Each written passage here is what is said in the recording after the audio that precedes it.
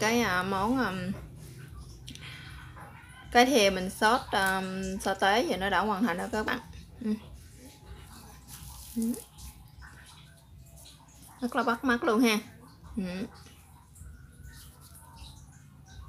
Món ăn này rất là thanh đạm nhưng mà ăn với cơm rất là bắt nha các bạn. Nếu các bạn muốn biết mình làm như thế nào thì mời tất cả các bạn sẽ vô bếp làm cùng mình nha. Mời các bạn.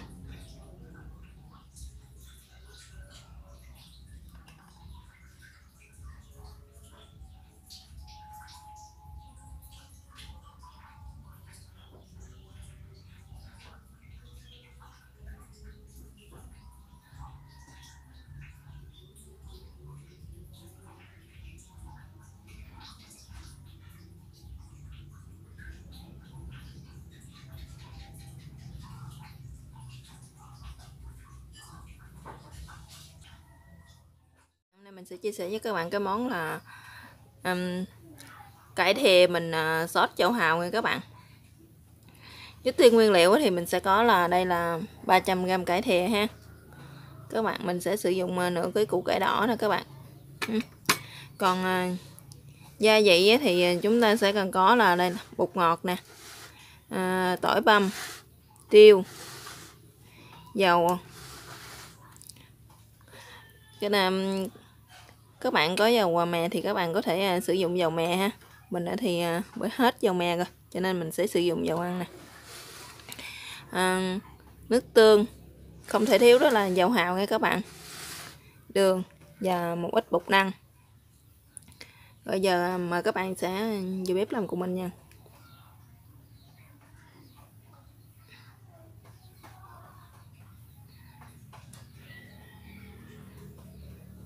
Tiên mình sẽ bắt một cái nồi nước, cái nồi nước lên nha các bạn, để mình trụng cải thìa với lại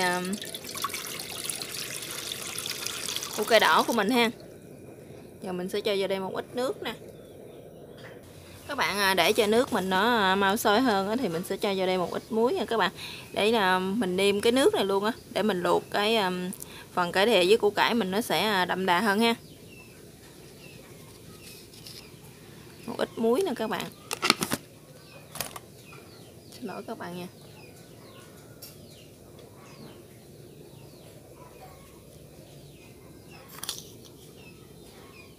Ít đường ha. Và một ít bột ngọt các bạn ha. Rồi bây giờ mà trong thời gian mình đợi cái nồi nước của mình sôi ha, thì mình sẽ đi sơ chế cải nha các bạn. Bây giờ cái phần cải này nè các bạn, mình đã rửa sạch rồi đó các bạn ha. Mình đã rửa nó xong, bây giờ mình sẽ chẻ nó ra ha. Những cái cây cải lớn thì các bạn có thể chẻ làm đôi ra như thế này. Còn những cái cây cải nhỏ thì các bạn có thể để nguyên ha.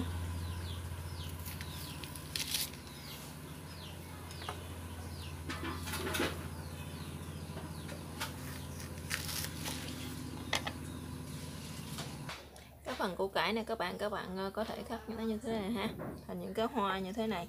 Các bạn xắt cái phần củ cải này đừng có quá dày mà đừng quá mỏng nha các bạn.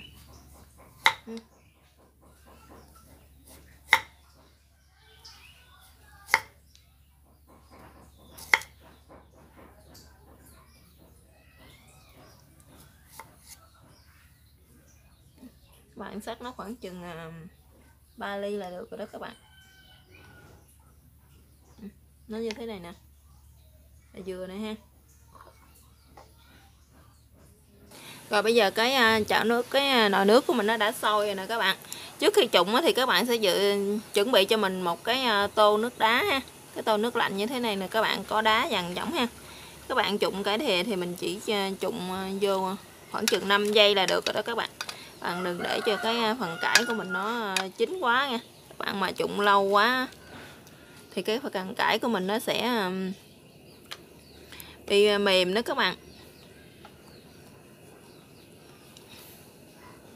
Nè, các bạn thấy không? Cái phần cải của mình nó như thế này nè các bạn. Nó vừa xèo xuống như thế này là được rồi ha. Mình sẽ vớt nó ra, bỏ vô cái thau nước lạnh nha các bạn.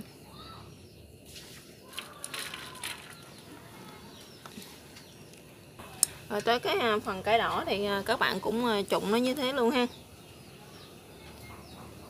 Bạn trụng vô cho nó vừa cái đổi cái màu sậm hơn á các bạn, đẹp hơn, nó đậm hơn ha, là được rồi đó các bạn. Các bạn đừng có trụng cho nó mềm quá nha.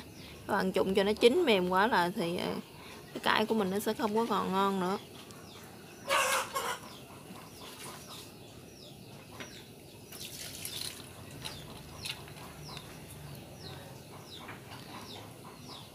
Mà các bạn trụng vô nước đó rồi thì các bạn phải để vô trong cái nước đá liền nha, cái thằng nước lạnh có nước đá, để cho tạo cái độ giòn của cải mình ha, của cái rau của mình. Và bây giờ như thế này là đã được rồi nè các bạn. Các bạn thấy cái màu của cải của mình nó tươi hơn rồi nè ha. Nè, các bạn thấy không? Màu nó đậm hơn rồi đó.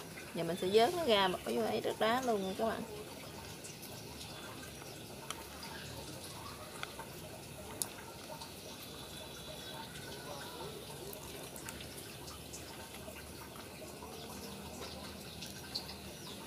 Rồi, giờ mình sẽ tắt bếp nha. Nước đá xong bây giờ mình đã vớt ra cho nó ráo nước như thế này nè các bạn. Giờ bắt đầu mình sẽ đi xào nữa nha. Rồi mình bắt chảo lên mình xào nha các bạn. Mình sẽ cho vô đây một ít dầu ha.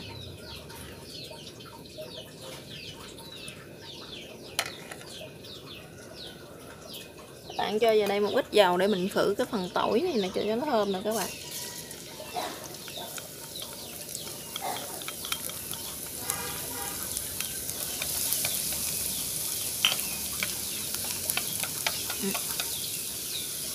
Bây giờ tỏi mình đã vàng rồi ha. Giờ mình sẽ bỏ cái mình tắt bếp nha các bạn. Mình sẽ để cái phần cải thìa này vô mình xào sơ ha.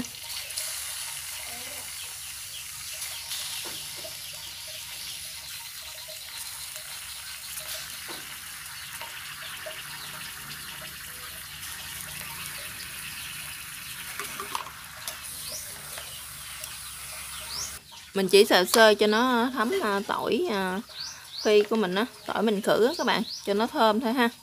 Nó thấm cái dầu vô đây thôi. Giờ mình sẽ chắc nó ra nha các bạn. Nha, bây giờ mình sẽ chắc nó ra.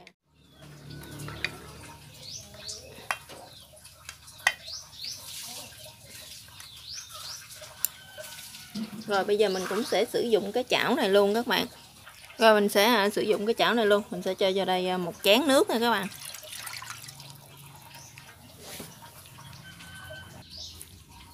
Nước rồi, mình cho một chén nước ha. Giờ là đường ha, mình sẽ cho nó 2 muỗng. Đó, các bạn, 2 muỗng đường ha.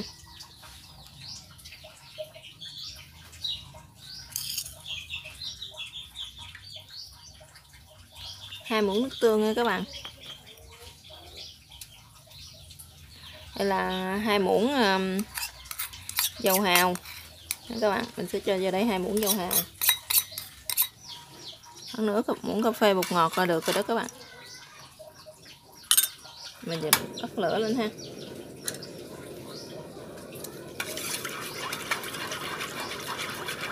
Các bạn để cho cái nước nó tan tất cả các gia vị này ra ha. Rồi nó sánh lại một chút các bạn, là nó cạn lại một xíu đó các bạn. Thì mình sẽ cho cái phần cải thìa với lại củ cải của mình vô luôn ha. Nó đã sắc bớt lại rồi đó các bạn, nó sánh nước lại ha. Giờ mình sẽ cho cái phần bột năng vô đây nha các bạn.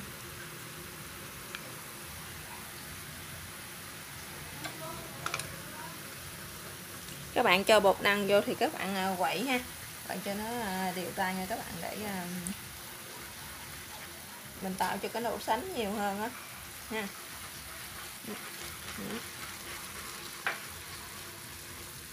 Giờ thì mình sẽ cho cái phần cải thìa vô nha các bạn.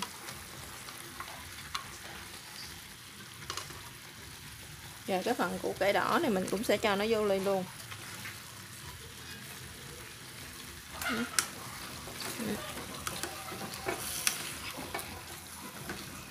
Rồi đó các bạn.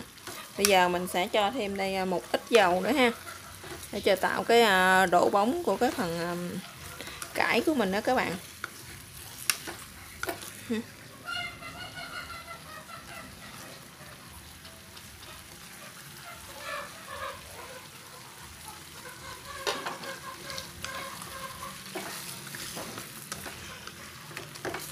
Xong rồi đó các bạn, tắt bếp ha. Rồi bây giờ chỉ còn cái phần nữa là mình sẽ trang trí cái dĩa nha các bạn. Và mình sẽ gấp một ít tiêu lên nữa là xong. Giờ mình sẽ nêm coi nó vừa ăn chưa nha các bạn. Vậy thì khẩu vị của mình gì thì nó đã vừa, còn khẩu vị gia đình các bạn như thế nào thì các bạn có thể gia giảm gia vị theo tùy ý của mỗi gia đình nha. Bây giờ cái món cải thìa mình sốt dầu hào bây giờ thì nó đã hoàn thành. Cảm ơn các bạn đã theo dõi video của mình. Chào các bạn và hẹn gặp lại các bạn trong các video tiếp theo ha.